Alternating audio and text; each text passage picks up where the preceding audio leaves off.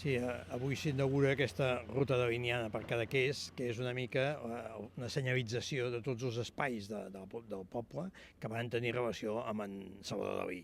Normalment sempre es lliga Dalí amb Port Lligat o amb la casa on anava a estiuejar amb la seva família, al Llaner, però en realitat hi ha molts altres espais de Cadaqués que tenen relació tant amb la seva obra, perquè va pintar diferents espais de Cadaqués, com en diferents moments de la seva biografia. No? És a dir, per citar un exemple, doncs, allà al passeig hi ha l'antic Hotel Miramar, on van venir Paul Éluard i Gala per primera vegada, i és aquí on Dalí coneix a Gala i a partir de llavors s'inicia la relació.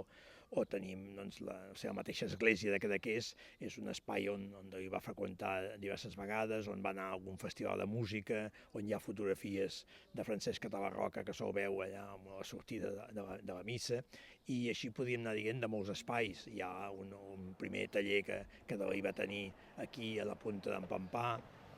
Són escenaris a vegades poc coneguts i el que s'ha fet és senyalitzar-ho amb aquestes formigues que són el distintiu de l'Associació d'Amics dels Museus Dalí, perquè algú individualment o acompanyat amb visita guiada pugui fer aquest trajecte.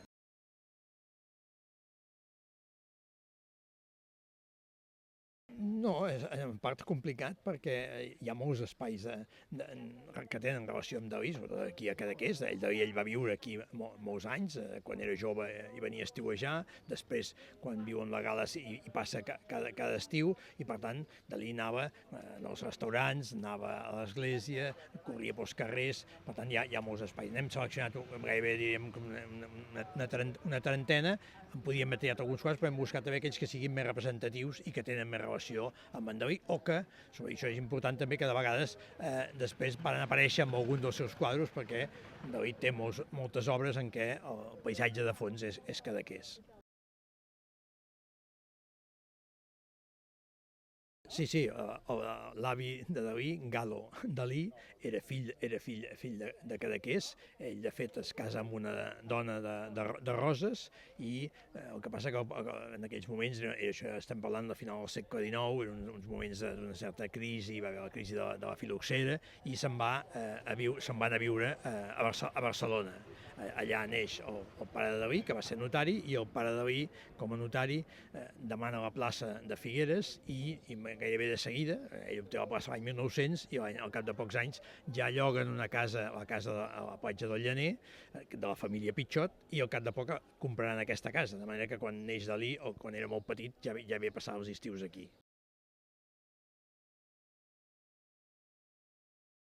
Bueno, aquest ha sigut una mica l'objectiu, no? Donar a conèixer també aquells espais vinculats, ja dic, a la vida o l'obra de Dalí, com és aquest, anomenat el Corral de la Gala. Això era efectivament un antic corral, i l'any 1955 Salvador Dalí el va veure, se'n va enamorar i el va comprar amb un pastor que venia de Queralbs i que tancava el seu ramat de xais aquí.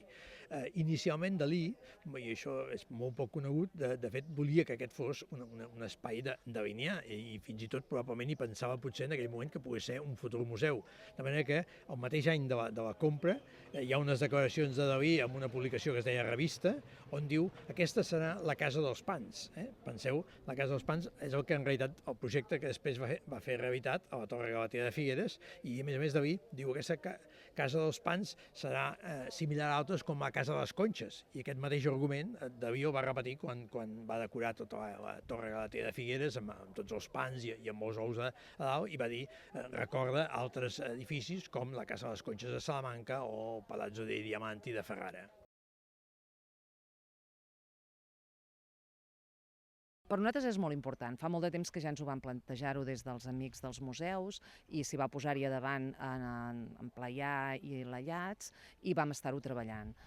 Vam estar-ho treballant fins que ara s'ha pogut portar a terme. Per nosaltres en Dalí és una figura molt important, ja ho sabem tots, d'aquí de Cadaqués, però no s'explica prou. I no s'explica, moltes vegades has d'anar al museu, has d'anar a la casa de Dalí, però hi ha molt de racons del poble on es parla d'en Dalí i en Dalí és present, i per tant per nosaltres era important i era una idea que ens va semblar divertida i molt més fàcil fins i tot per gent més jove o per la mainada o per famílies, no? Per poder-ho disfrutar i per poder fer una passejada.